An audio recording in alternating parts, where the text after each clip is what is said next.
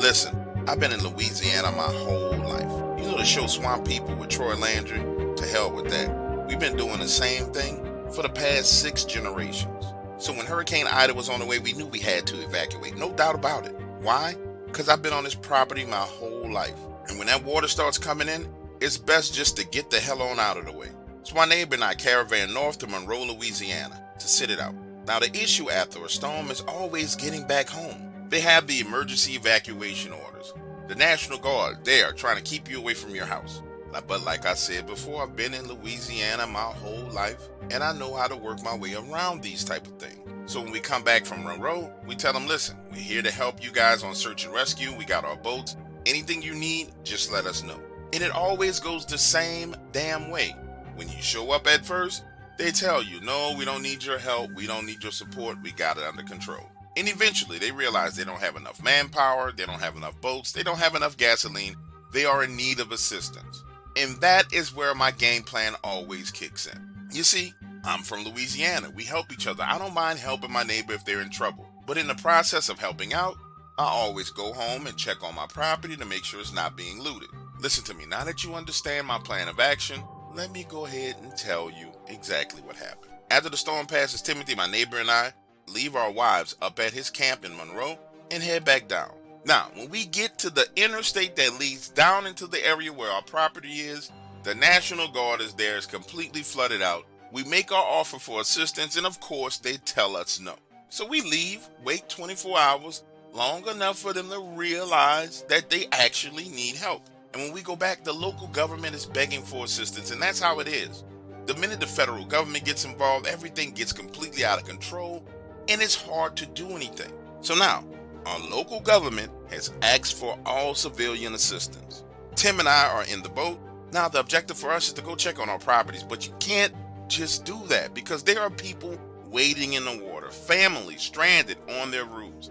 It's really freaking bad. So we spend the majority of the day ferrying people back and forth to dry land. Listen, by 3:45 p.m., we've helped over 30 people. And so we head on over to our property to check it out. And just so you can properly understand the situation, our houses are raised 13 feet above ground and the water is at 12 feet. We arrive at my house first, and it's totally up. A 3-square section of the roof is completely and totally missing. The boards that I had put on my windows have blown off, and the house is slightly leaning. And looking around at the devastation, 2 of my other neighbors' properties have completely collapsed, and the only thing that you can see protruding out of the water is the roof line. So the 2 of us quickly hop out of the boat, go into the front door, climb up to the roof from the inside of the house, and put a tarp over the wide open section. Now listen, I know there's some folks out there who believe that us people down in Louisiana who live in these swamps get what we deserve, that we should pick up and move. We know where we live, and when we get hit by a hurricane, you feel like your tax dollars are being wasted. Well, let me say it to you like this. When a snowstorm passes, power goes out, winds are ripping and roaring, knocking over trees. You don't ever hear us saying no like that. We wish you well, and if there's anything we can do to help you, we're willing to do it. So naturally, you're trying to figure out why in the hell am I putting a tarp on the roof of a house that's about to collapse? The reason why is because if you don't close that house up, the insurance company is not going to pay you any money. They're going to say that you didn't do anything to mitigate the damage on the inside of the property. Therefore, they won't be paying for it. How do I know? Because I live in Louisiana and I've been through this hundreds of times. So, like I said, the 2 of us are on top of the roof, placing a tarp, understanding and knowing that there's no way in hell that this tarp is going to hold if we get a strong wind gust, but at least we tried. Therefore, the insurance company can't deny any damn thing. From there, we get in the boat, head about a half a mile down to Tim's place, and that's when it starts to get really crazy. You see, his house is still standing, but because of the floating debris that was congregated around the stilts of his property, we had to come in around the back side of the house.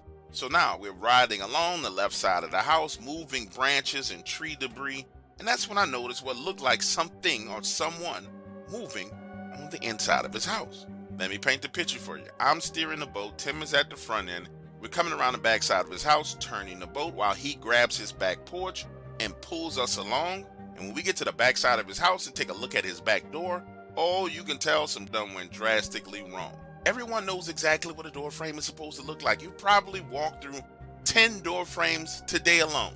Well, we're there on the boat looking at his door frame, and the right hand side of his door frame is broken. And what I mean by that, it's almost as if something just took the right side of that door frame and pressed and folded it in. Now remember, I just saw something move inside of the house through one of Tim's windows.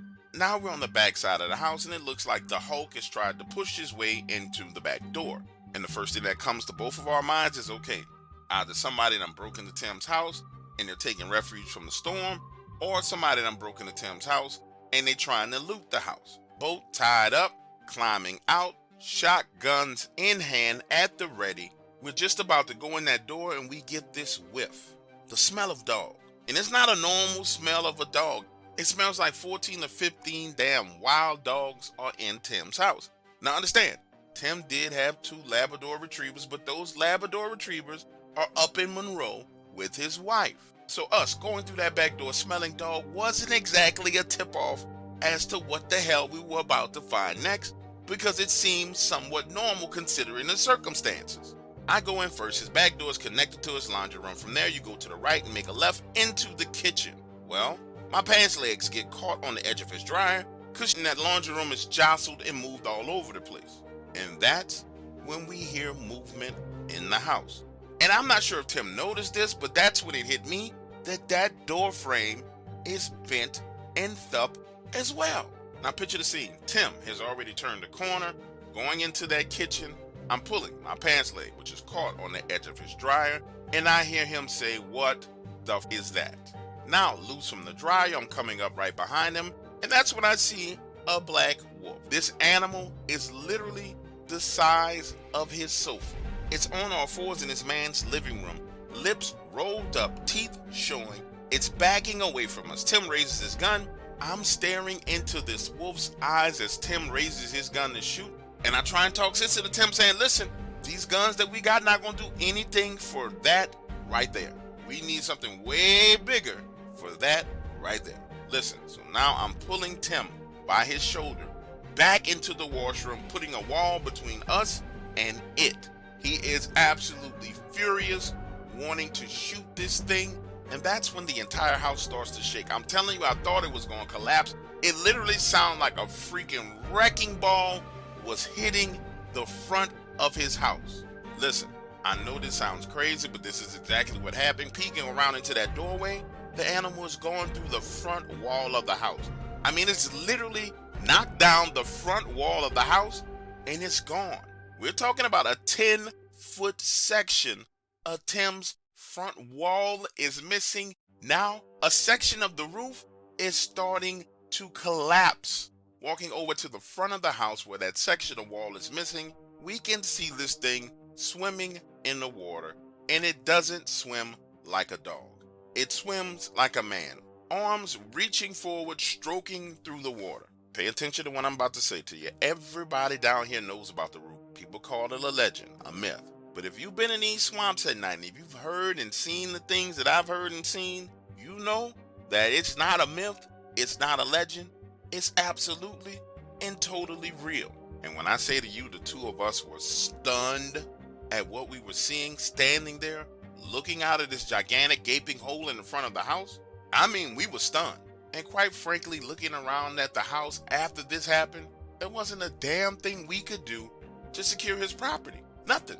So Tim goes into his bedroom, grabs some extra clothes, grabs some things out of his safe, and we leave. Now fast forward 30, 45 days. And get this. So you know how insurance companies are, right? The adjuster comes out to Tim's place, takes a look around, and accuses him of tearing out the front wall of his house for insurance money. This adjuster is a slick talking from California, and he didn't realize that he was down in the middle of the swamps. And understand, the waters have long receded. I'm standing there with Tim as he's talking to the adjuster when he says, "Sir, don't you think that if I wanted to commit insurance fraud, I would have just taken all of my stuff out of the house and not actually done any physical damage to the house? Look at all it's molded, it's disgusted. No, I don't think so. So you're trying to tell me that I committed insurance fraud, intentionally destroyed my entire life for the possibility of you giving me a check?" Now let me pause right here in the story for a minute and say something. Us finding a rougarou in the house is absolutely terrifying, but it made sense. I believe that it was just seeking shelter. When we came into the house, it was cornered, we surprised it, and it escaped. That makes sense to me down here in these swamps. But the way the insurance company treated Tim, oh, that didn't make any sense at all. Because that insurance adjuster didn't want to pay for the damage to the front wall. And by denying the damage to the front wall, he denied the damage to the collapsed roof, which in turn denied all of the moisture and mold damage throughout the entire freaking house. Listen to me when I say this to you. This storm is past. It's over with. It's done. And Tim is still suing the insurance company trying to get paid. It just don't make no damn sense to me.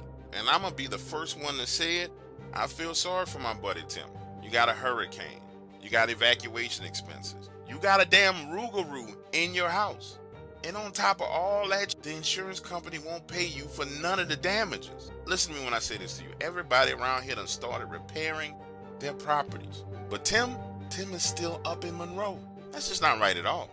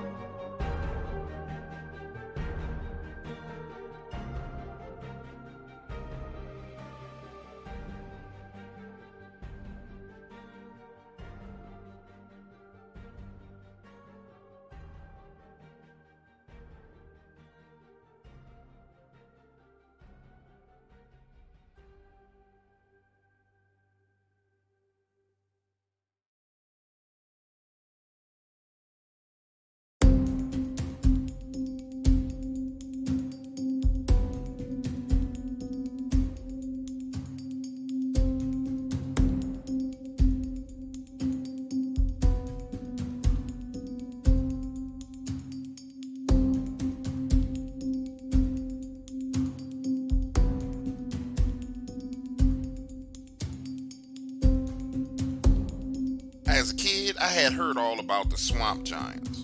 And from everything I could recall, I was thinking it was Bigfoots for sure. And right now in this moment, I can confidently tell you that I went full retard. Why? Because I didn't listen when the old folks told me not to go into the swamps south of my grandma's house. Grandma and grandpa had been telling me for years, stay from down yonder, that area is cursed with old magic. When I started watching the Hunting Bigfoot show, I decided I wanted to head out and see this stuff for myself. I don't know about you, but have you ever wondered how these old myths and legends got started? Well, my plan was to find out.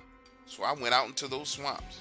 Now, some of this stuff I'm going to say to you is hard to explain unless you spent a significant amount of time in the swamps and bayous. But when you're out on the water, there's these floating lily pads. If your propeller gets caught in those lily pads, you only have two choices. Choice number one, hop up out of the boat with a knife and cut them from around your propeller. And option number two, to sit there in that boat and wait until some help comes. Now, I want you to pause right here and remember what I'm saying to you, because this is very significant to my story. Now, imagine a scene. Me, my boat, the swamp. I'm moving around, not a lily pad in sight. And understand the location that I was heading into, absolutely nobody went there. The closer I got to that area, the more I realized that it presented a unique opportunity for me. Since everyone was too afraid to go into this area, the fishing should be absolutely phenomenal. So I decided to kill two birds with one stone, taking my time to slow down at various locations and drop my catfishing nets. And that's when things started to get weird. You know how the sun moves behind the clouds, right? And it gets dark. Well, that happens. And that's when things start to get weird. I put the third net down, move a little bit further. Now I'm right around the area where everybody says there's these swamp giants, and I'm putting the fourth net down. The sun goes behind the clouds, and it starts to cast this shadow over the water. And again, for those of you listening to me who've never been in the swamps, sunlight has a significant role in making you feel comfortable when you're in a situation like this. I'm miles and miles away from any other human being. This sun goes behind the clouds and just crazy, weird starts to happen. It was almost as if the water came alive. These gigantic bubbles start coming from under the boat. And at first I'm thinking to myself, holy crap, this is going to be one of the biggest alligators I've ever freaking seen. And whatever the hell it was around my boat begins to move into the middle of the bayou, leaving this huge trail of bubbles. Then those bubbles disappear as the sun comes from behind the clouds. Now, putting myself in your shoes, listening to the story, I know what you're saying. Okay, man, it probably was some big bubbles, but the correlation between the sunlight, the shade, and these bubbles is crazy as hell. I know, I agree with you. That's what I was thinking too. But nonetheless, being in a swamp and seeing bubbles the size of small paper plates coming to the surface, then moving out to the middle of the bayou was weird enough for me, so I decided to move away from that area. So I'm moving, and then the sun goes behind the clouds again, and I noticed this freaking bubble trail behind my boat, like whatever it was under the water following me. Now, to make sure you understand what I experienced, I want to be clear with you, man. I wasn't using a trolling motor. I don't have a trolling motor on my boat. I have a Yamaha engine, and I am using the big engine going 30 miles an hour. So now I'm sitting at the back of the boat by the engine, panicking because I've been in and out of the swamps my whole life and have never seen anything like this before. The sun breaks through those clouds again, and I swear to you, the bubbles are gone. Man, look, I'm freaking out for real. Why? Because I'm going in the opposite direction that I need to go to get back to the boat dock. I'm actually going deeper into this territory because I just thought it was a big gator and I was getting away from it. So now I have made a U-turn. I am racing to get the hell out of this swamp because this is entirely too freaking weird. And remember how I said on my way in, there was not a lily pad in sight. Now, when I get back to the entrance to this area, there are lily pads on both sides, and they are literally closing in, only leaving this little slither of open space where I can work my boat through to get the hell out of here. So now the boat is slowed down. I start working my way through the lily pads. I'm 2/3 of the way through when the sun goes behind the clouds again. And I know this is going to sound like I'm lying, but listen. Now, you can clearly see where the clouds are casting a shadow on the surface of this water. And right along this line of that shadow, separating light from darkness, I start to see what I thought was just one giant bubble rising to the surface.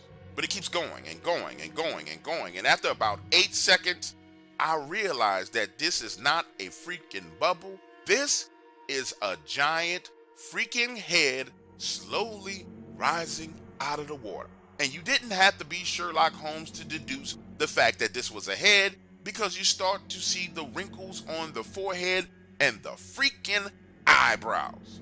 Now let's pause for a moment. Let me calm down. Let me make sure you understand this fully. Again, I'm slowly traveling through these lily pads, looking over my shoulder, seeing this giant freaking head rise out of the water. Distance, I would say 60, 65 yards away. And I want to be clear with you, if you took my boat and flipped it over upside down and dropped it in the water and let it just float there, that's how big this head was.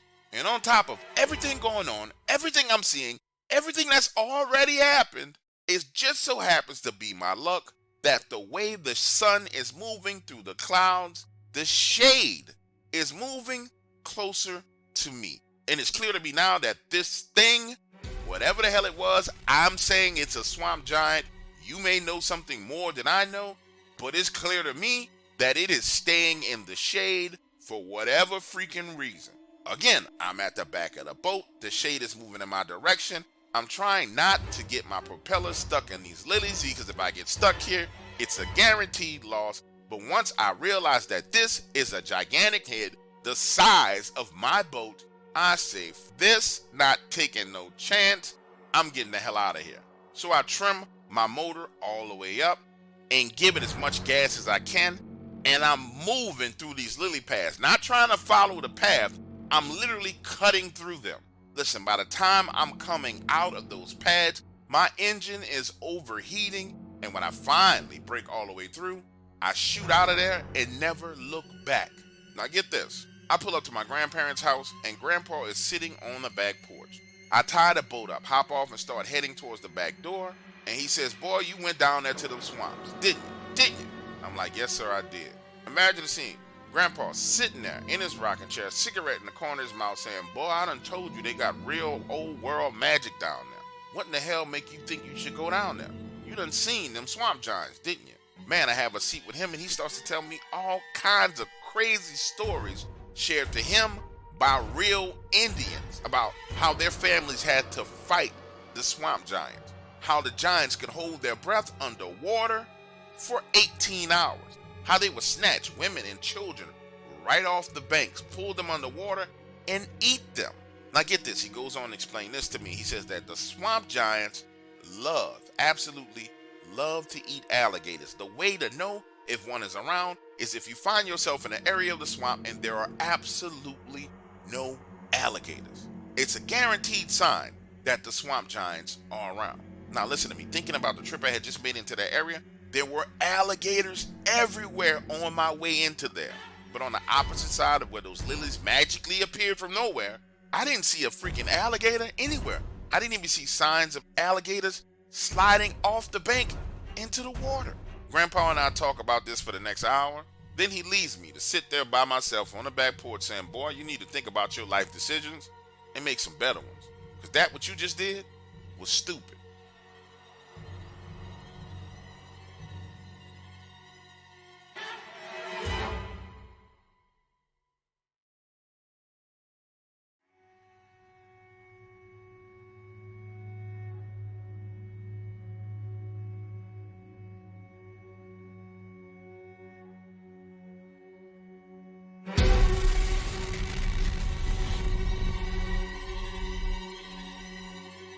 As a single father, I'm guilty of sitting my daughter in front of the TV to watch a show while I do some housework. Frankly, there's no other way of getting it done. Outside of that, my 4-year-old daughter is all over me.